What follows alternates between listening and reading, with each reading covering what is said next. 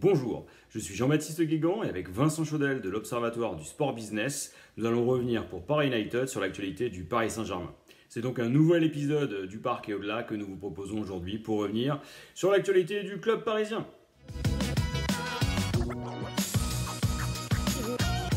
Alors aujourd'hui, j'aurais pu vous parler de Gérard Darmanin et de sa volonté de recadrer les Bleus. J'aurais pu vous parler aussi de l'échec du Paris FC, mais on va se concentrer justement sur ce qui fait frissonner la totalité des présidents de Ligue 1, qui inquiète finalement le microcosme et qui angoisse la majeure partie des dirigeants de clubs de Ligue 1. C'est le sort finalement des versements dus par Mediapro. Alors quand on regarde cette affaire Mediapro, on se rend compte d'une chose, c'est qu'aujourd'hui l'État n'est pas derrière le football français et certes le Paris Saint-Germain a la chance d'avoir un État derrière lui, mais c'est bien le seul. Et ce qu'on constate avec cette affaire, c'est que cet affaiblissement potentiel du championnat, il va aussi nous affecter.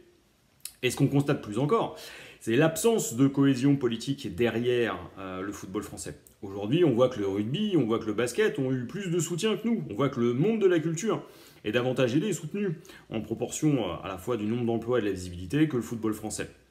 Alors effectivement, il y a la locomotive, Paris Saint-Germain, qui fait peut-être penser certains différemment. Mais ce qu'on constate, c'est qu'aujourd'hui, l'économie de la Ligue 1 est en danger et que ce danger fait ressortir les faillites et les fragilités du modèle français. D'abord, il n'y a effectivement pas d'unité politique, il n'y a pas de cohésion entre les dirigeants de Ligue 1. Il y a encore moins de cohésion entre les dirigeants de la Ligue et ceux de la Fédération. On a l'impression que chacun joue sa carte. Et puis au milieu de tout ça, vous avez des présidents francs-tireurs. On pense notamment à Jean-Michel Aulas. Alors effectivement, celui-ci a de bonnes idées, mais à force de ne jouer que sa carte personnelle, il a tendance à ne pas être écouté, alors qu'aujourd'hui, c'est l'un des rares à proposer des solutions. Alors ce qu'on voit avec cette situation qui est catastrophique, c'est-à-dire celle de Mediapro, c'est que la principale limite qui empêche finalement le Paris Saint-Germain de progresser et de franchir un cap, c'est finalement l'environnement. Et c'est l'incapacité à considérer sérieusement ce qu'est le football en France, et donc plus sérieusement ce qu'est le football français. Oui, Jean-Baptiste, tu as pointé le manque de cohésion, et c'est vraiment un des sujets de ce dossier Mediapro. Manque de cohésion au niveau de la famille du football.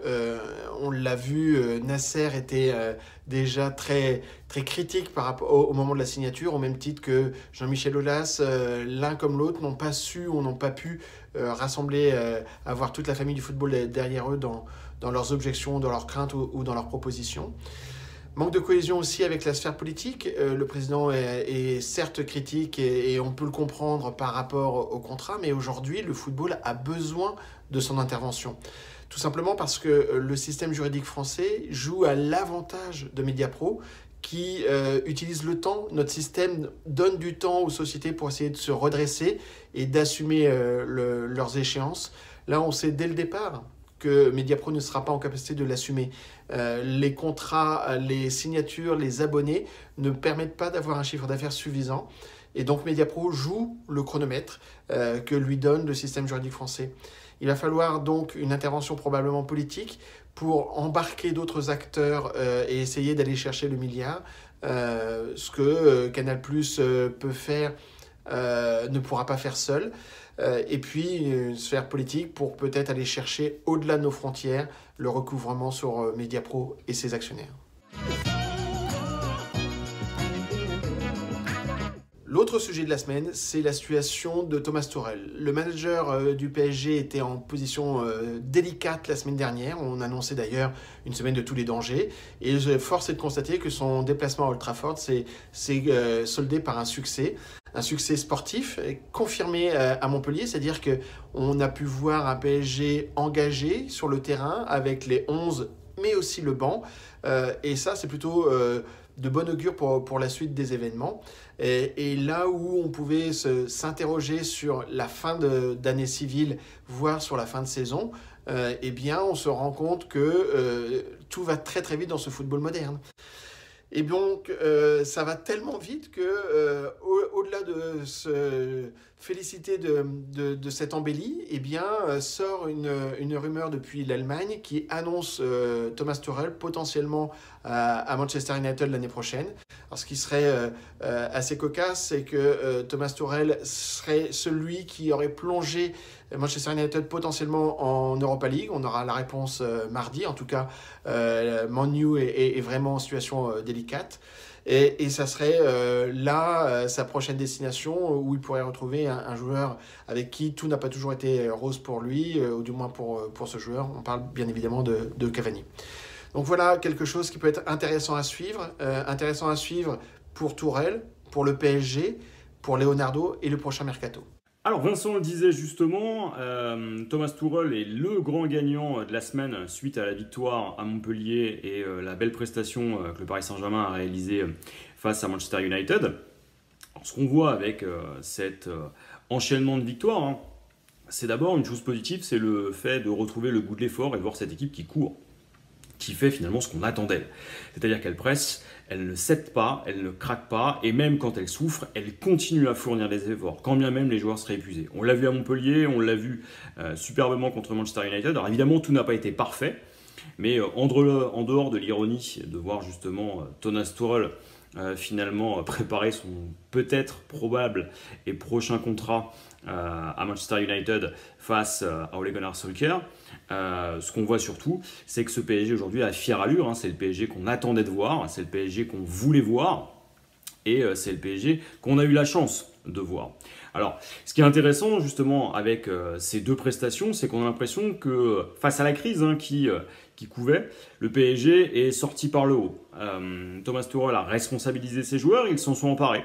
Ils ont montré de belles choses, hein, je pense notamment à Rafinha.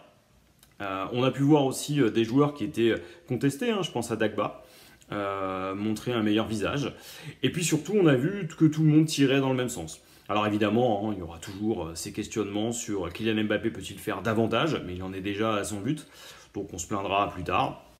Et puis surtout, et c'est peut-être là ce qui est important, c'est que ces deux victoires permettent à tout le monde de sortir par le haut de cette crise qui a empoisonné les relations et qui a empoisonné notre quotidien. Pour Thomas Tuchel, c'est la perspective vraisemblablement d'aller jusqu'au bout de son contrat et puis de partir la tête haute, avec qui sait peut-être une excellente surprise pour nos supporters.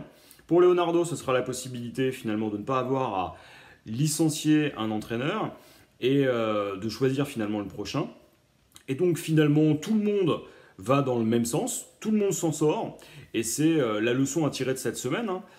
Là où on aurait pu attendre le pire, on va surtout aller vers le meilleur. Le PSG a de très grandes chances de se qualifier en Ligue des Champions. Le PSG n'a pas perdu la tête du championnat, et il a montré finalement tout ce qu'on attend d'une grande équipe, c'est-à-dire de la ténacité, de l'envie, de l'investissement et des efforts. Vous ajoutez à ça du talent, et puis vous voyez maintenant le classement. Sur ces mots, avec Vincent, on va vous souhaiter une bonne semaine. On vous rappelle ce livre qu'il est bon d'offrir à Noël. Les fêtes arrivant, les librairies étant ouvertes, profitez-en. Il y a aussi l'ancien, le petit, celui de l'année passée, qui revient sur les 50 ans. Donc le premier est sorti chez Talent, le deuxième chez Hugo Sport. Donc allez-y, faites-vous plaisir.